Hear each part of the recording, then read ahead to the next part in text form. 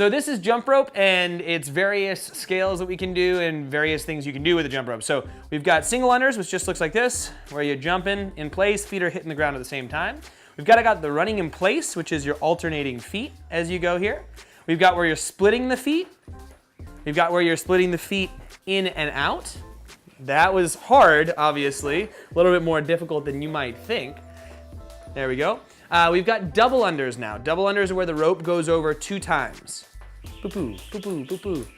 Go ahead and relax. Now, I'm not gonna have her demonstrate this, but we also have triple unders where the rope goes under 3 times. No need to demonstrate that one. Now, all of these can be done without a rope, so you can just mimic having your hands at your sides. And another thing you can do is if double unders come up and you don't have them, you can practice the double pat at your sides. So you can jump and do a double little pat at your sides there. You can practice single unders like this too. Singles where you jump and then the hands tap once, and a double is where you jump a little higher and the hands tap twice. Once you get that, you can start building in the coordination with the actual rope. Those are our double unders and our scales. Oh, one last scale, fast feet. Fast feet are basically you get a plate and you switch back and forth with your feet on the plate or the dumbbell, touching something or a line or whatever it may be there. Double unders. So this is an air squat, one of the movements you'll find yourself doing a whole bunch, but we've got a couple things to look at. First, we got the stance. Stance is gonna be about a shoulder width stance, so your heels are in line with your shoulders. The toes are gonna be slightly pointed out, depending on your level of flexibility. You might be able to turn them in a bit, but just slightly out. The weight's gonna be balanced about the foot, not too far back in the heel, not in the toe, more midfoot. And the idea here is you send your butt back and down and go all the way down till your hip is clearly below your knee. Looks like this, back and down, till when you look down at this, and Cheryl's little tiny short legs here, your hip is clearly below the knee, okay? Now stand on back up.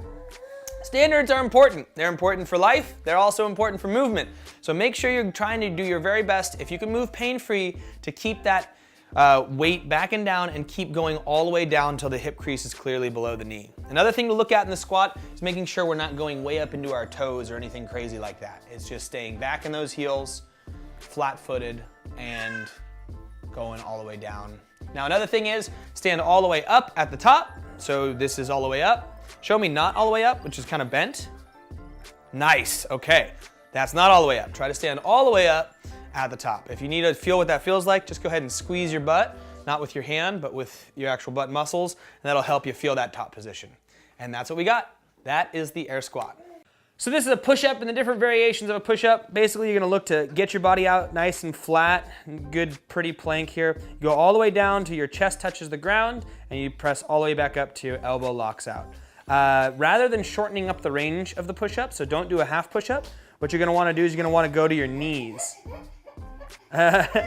You do a push-up where you go to your knees, touch your chest to the ground, come back up. So you make it a little bit easier with where you're holding. Another thing you can do is you can elevate that. You can even go on your knees and elevate it. So go over, she'll show you on the box here. So basically go on your knees, elevate it up, go down till you touch your chest. But the same thing applies. We want the same range of motion. Chest touches the object, elbows lock out at the top. That's our push-up and some variations. So this is mountain climbers. There's 2 variations of it. One where you don't touch the foot to the ground, you just kind of pump your feet back.